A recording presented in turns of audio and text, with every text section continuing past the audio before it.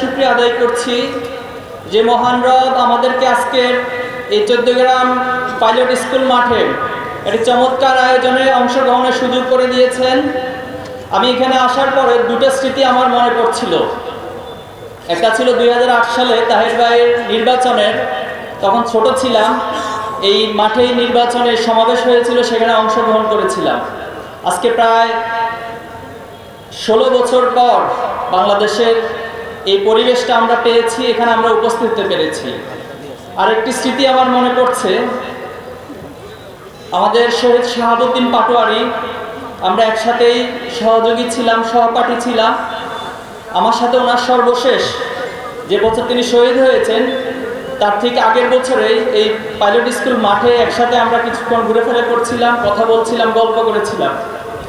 সেই দুটি স্মৃতি মনে পড়ছে। আজ সেই ঐতিহাসিক পাইলট স্কুল মাঠে মহান রব্বুল আলামিন আমাদেরকে এই চমৎকার আয়োজনে অংশগ্রহণের সুযোগ দিয়েছেন। রব্বুল আলামিনের কাছে শুকরিয়া আদায় করছি। আলহামদুলিল্লাহ, আলহামদুলিল্লাহ।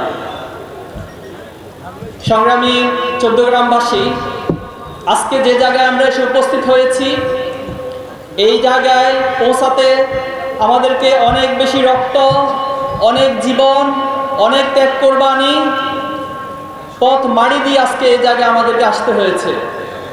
বিগত 16টি বছর বাংলাদেশে আওয়ামী লীগ কোনো ধরনের রাজনীতি করেনি।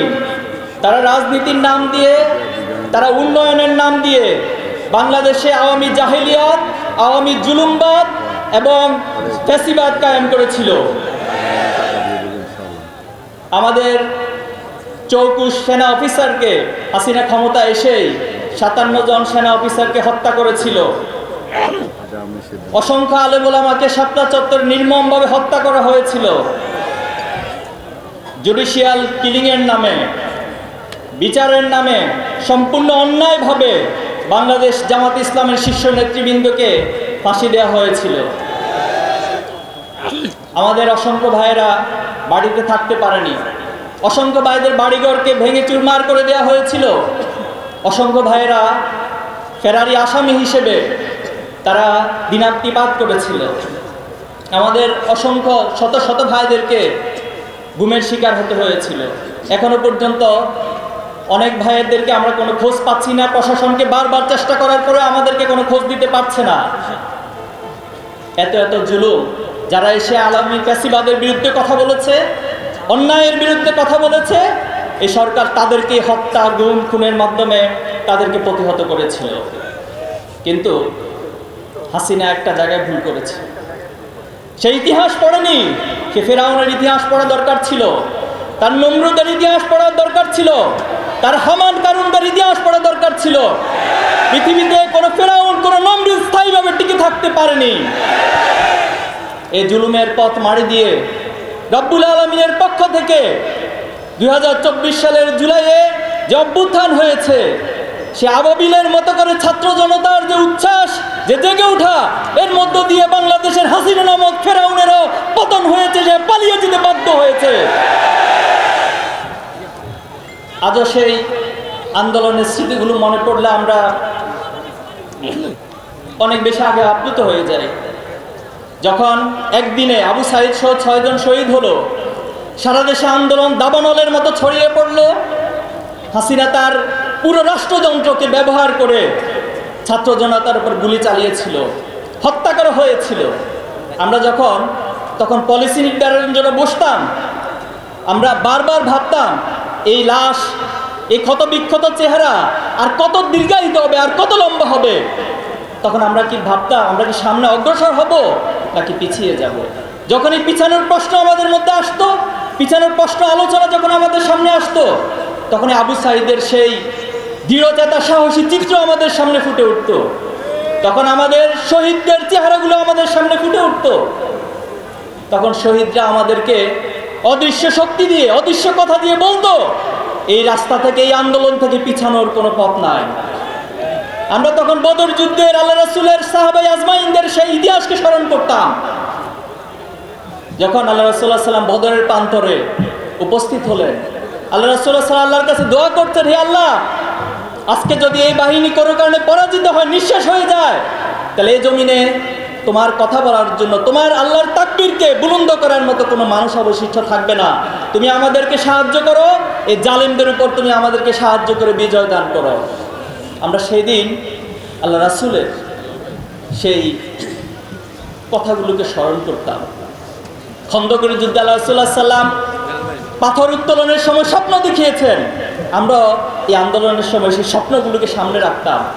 আমাদের পূর্ববর্তী প্রজন্ম যে স্বপ্ন দেখিয়েছেন আমাদেরকে, তারা শাহাদাতের তামান্না নিয়ে জীবন দিয়েছেন, কিন্তু বাতিলের সাথে আপোষ করেননি। তারা আমাদেরকে স্বপ্ন দেখিয়েছেন। আমরা এই প্রজন্মের সেই স্বপ্নকে ধারণ করে আগামী প্রজন্মকে স্বপ্ন দেখাতে চাই। বাংলাদেশের চূড়ান্ত বিজয় অর্জন পর্যন্ত আমাদের এই সংগ্রাম, আমাদের এই লড়াই, আমাদের এই ত্যাগ কোরবানি, আমাদের এই প্রচেষ্টা অব্যাহত থাকবে ইনশাআল্লাহ। সংগ্রামী উপস্থিতি, আজকে পর্যন্ত এসে এখন আমাদের এই দেশ নিয়ে ষড়যন্ত্র হচ্ছে। আমাদেরকে দেশের বাইরে বিভিন্ন শক্তি ভয় দেখায়। আমরা কি ভয় পাই? আমরা কি ভয় পাই? আমরা এক আল্লাহ ব্যতীত এই দুনিয়ার কোন শক্তিকে পরোয়া করি না, ভয় পাই না। কোন আধিপত্যবাদ, কোন সাম্রাজ্যবাদ এই বাংলাদেশকে নিয়ে অনেক খেলেছে, সামনে আর খেলতে দেওয়া হবে না। এই প্রজন্ম আধিপত্যবাদের বিরুদ্ধে চোখে চোখ রেখে কথা বলতে শিখেছে। আমাদের পার্শ্ববর্তী রাষ্ট্র, তারা নাকি আমাদের বন্ধু রাষ্ট্র। এই ছাত্র অভ্যুত্থানে যে গণহত্যার মহানায়ক হাসিনাকে যে আশ্রয় দেয়, তারা কখনো আমাদের বন্ধু হতে পারে না। যারা খুনিকে আশ্রয় দেয়, আমাদের নদীগুলোকে বাদ দিয়ে শুষ্ক মৌসুমে পুরো খরা তৈরি করে, এই বাংলাদেশে বন্যার সময় সে বাদ ছেড়ে দিয়ে আমাদেরকে ডুবিয়ে মারে, সীমান্তে আমাদের অসংখ্য সাধারণ মানুষকে, নিরপরাধ মানুষকে গুলি করে হত্যা করে। তারা তাদের রাষ্ট্রীয় মিডিয়া যন্ত্র দিয়ে প্রপাগান্ডা চালায় বাংলাদেশে নাকি হিন্দু, বৌদ্ধ, খ্রিস্টান, মুসলমানদের ভিতরে সাম্প্রদায়িক সম্প্রীতি নেই। তারাই ইতিহাসে বাবরি মসজিদ ভেঙে মন্দির স্থাপন করেছিল।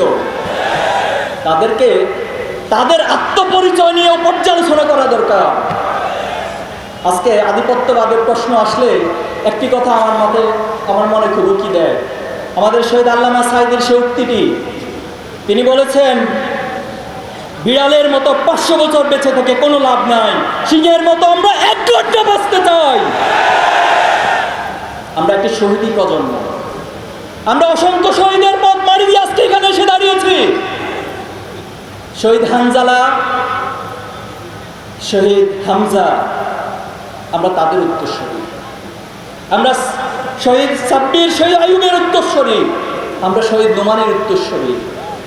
আমরা শহীদ মীর কাসেম আলী, শহীদ কামরুজ্জামানের উত্তরসূরি। আমরা এই প্রজন্মের শহীদ, আধিপত্যবাদের বিরুদ্ধে লড়াই করতে শহীদ হয়েছেন শহীদ আবরারের উত্তরসূরি। আমরা শহীদ আবু সাঈদের উত্তরসূরি।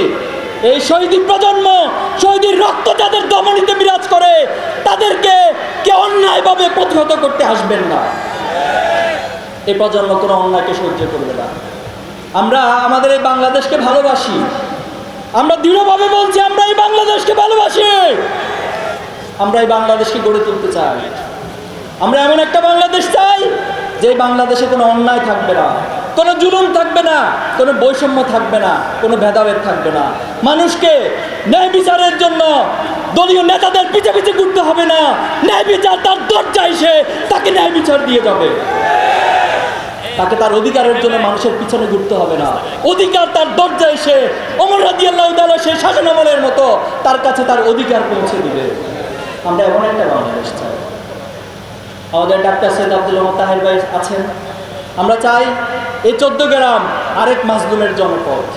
বাংলাদেশে কিছু বিশেষ এরিয়া রয়েছে, কিছু বিশেষ এরিয়ার হাব রয়েছে, যে এরিয়াগুলো জুলুম নির্যাতনের একটা মহা আখড়া ছিল, মহা হাব ছিল, এটা সেন্টার পয়েন্ট ছিল। এই 14 গ্রাম তার ব্যতিক্রম নয়। আমার কাছে মনে হচ্ছে মাজলুমদের এক বিশাল সারি বসে আছে।